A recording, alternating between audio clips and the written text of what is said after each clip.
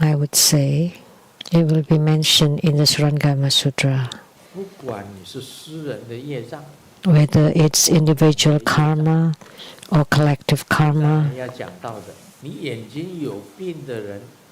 those with an eye disorder, of course, whatever they see are not real, are not truthful, because you have an ailment or illness with your eyes.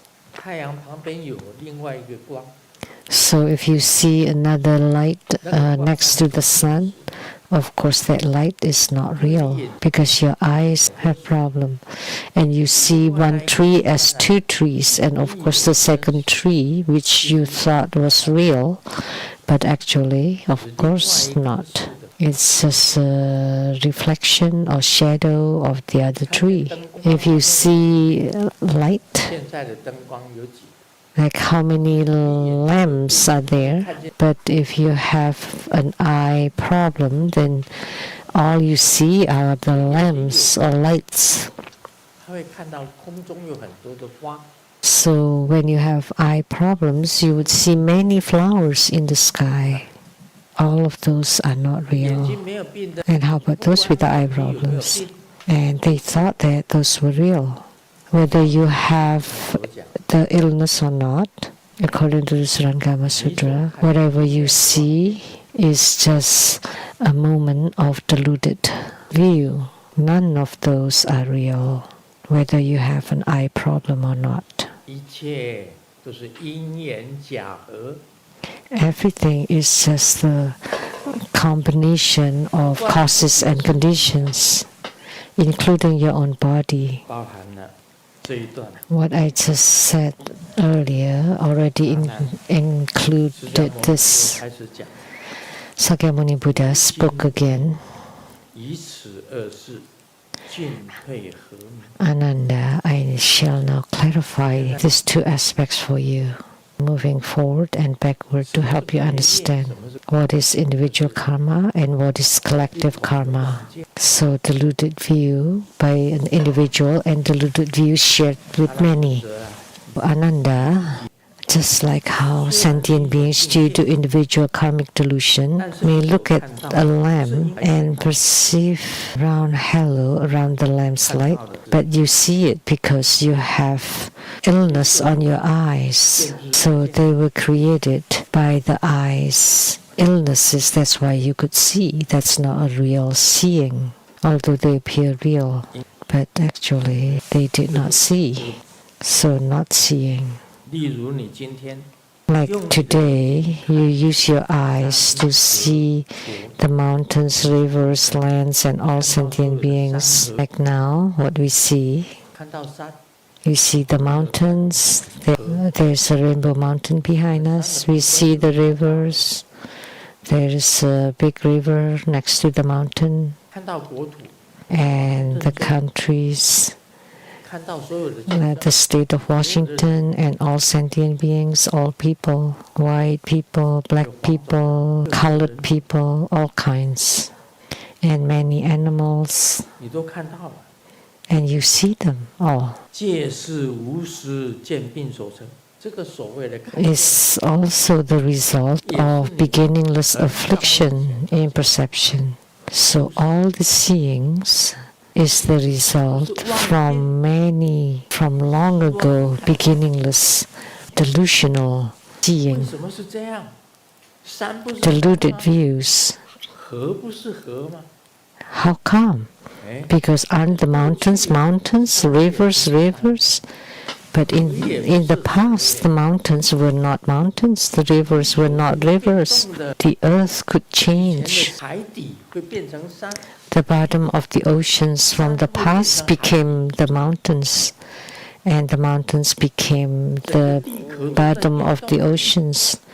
The whole crust of the earth is ever-changing. I use modern terms to explain. That's because of the deluded view.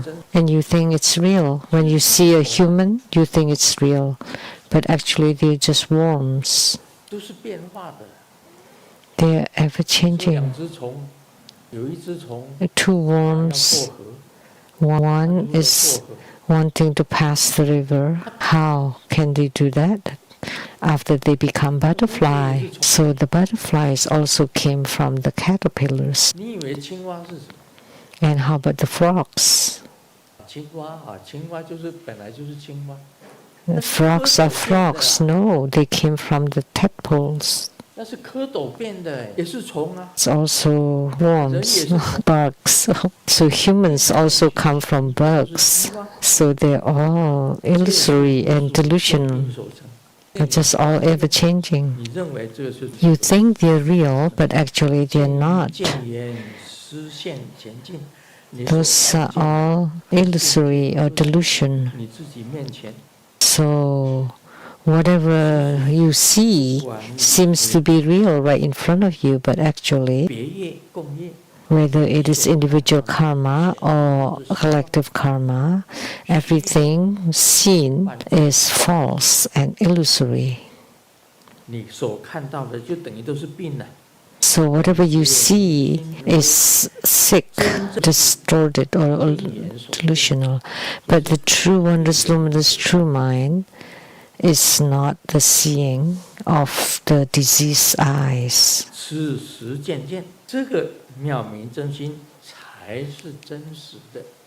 So the wondrous, luminous, true mind is the only thing that is real. So how can we still speak in terms of ordinary perception, hearing, knowing, and seeing? And what is that? It's like when you see me, yourself, and the 10 kinds of beings in the world. Those are all seen with the diseased eyes.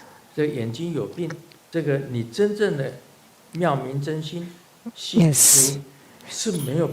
The wondrous, luminous, true mind is free from any ailments or disorders or distortion. But the true seeing, free from the disease or disorder, is also not the wondrous, luminous, true mind. So Ananda, in the case of all sentient beings who have collective karma, what they see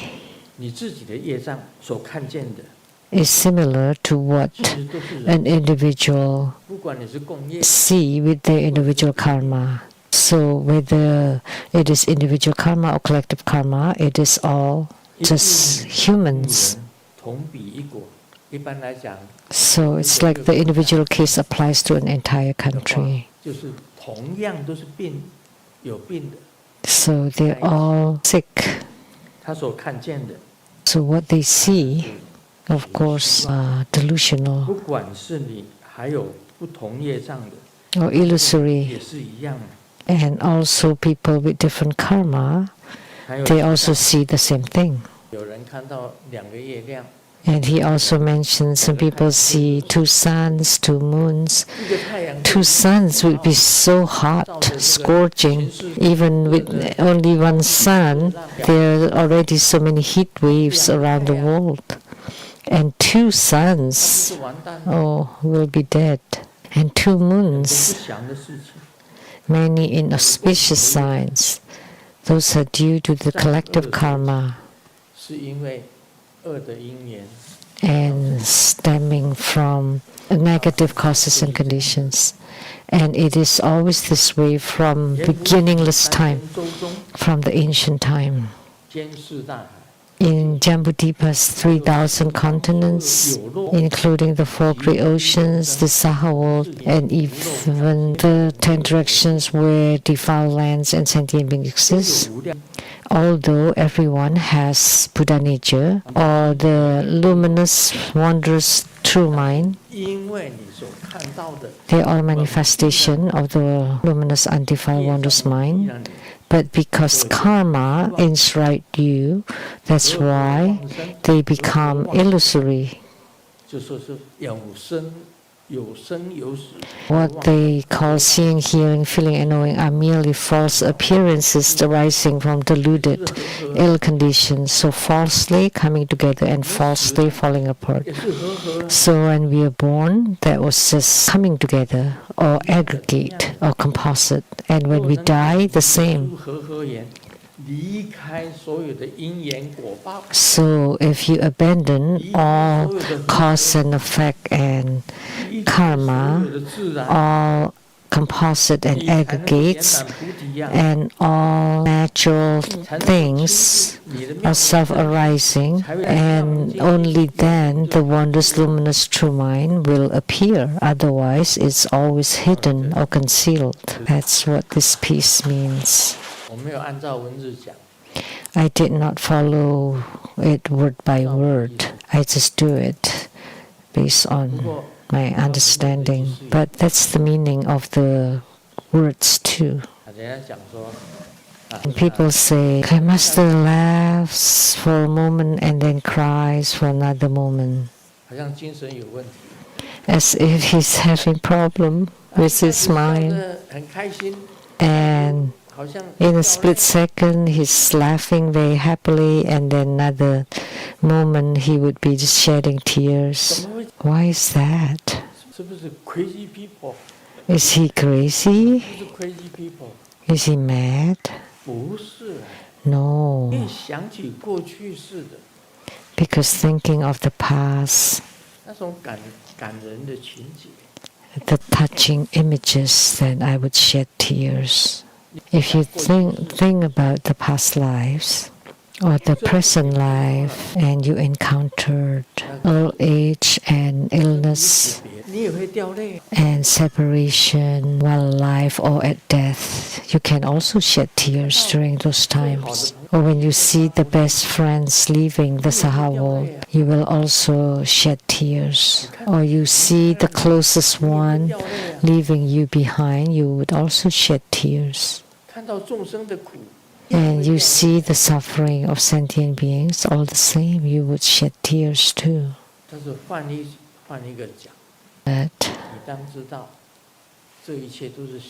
But to say it differently, you know that everything is illusory. But in the realm of the moment, you would feel touch. But when you leave that realm, then you would be more natural. So living in this Saha world, when thinking about those Palestinians or the Ukrainians or the calamities,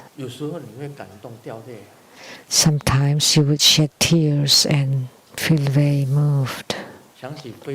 Thinking about Africa, those without food, have nothing to eat, without any clothing, living in grass huts. And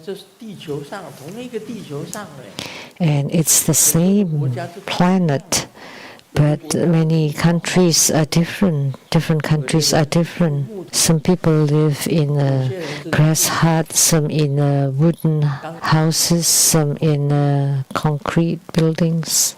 They're all different, many different realms. That's why have many different emotions. And you will laugh and also cry. Some people are not moved easily, but Grandmaster is moved easily. That's why I always show shedding tears on the Dharma throne. Oh, I am an 80-year-old man, and yet I'm still crying on the Dharma throne, shedding tears. It's unavoidable, seeing those from the past lives, those with affinity. It's hard to control. That's why we should cherish our affinity in this lifetime and to practice the Buddha Dharma the best we can. Because truly, there are many ultimate truths in the Buddha Dharma. That's really called the ultimate truth that cannot be understood or cannot be known by mundane people in the world. Many people still do not know Buddha Dharma. That's why there are many fightings and conflicts in this world, from the individual level all to the collective karma of the countries. All about fighting for this and for that, wanting this and that, conflicts. Also between individuals, among animals, and also countries, races even. Different race, different kinds of conflicts, different countries with different conflicts. And also different people, different individuals also fighting or competing, contending for something. But by practicing and studying Buddha Dharma, you know everything is illusory. They're just false appearances, false phenomena. Not a single person can bring with them even a needle when they leave the world. None. So once you study Buddha Dharma, you would know, oh, it turned out to be like that. Then you have no attachment, no afflictions, and then you can radiate light to go to the higher realms. That's what I would like to say today, the key points.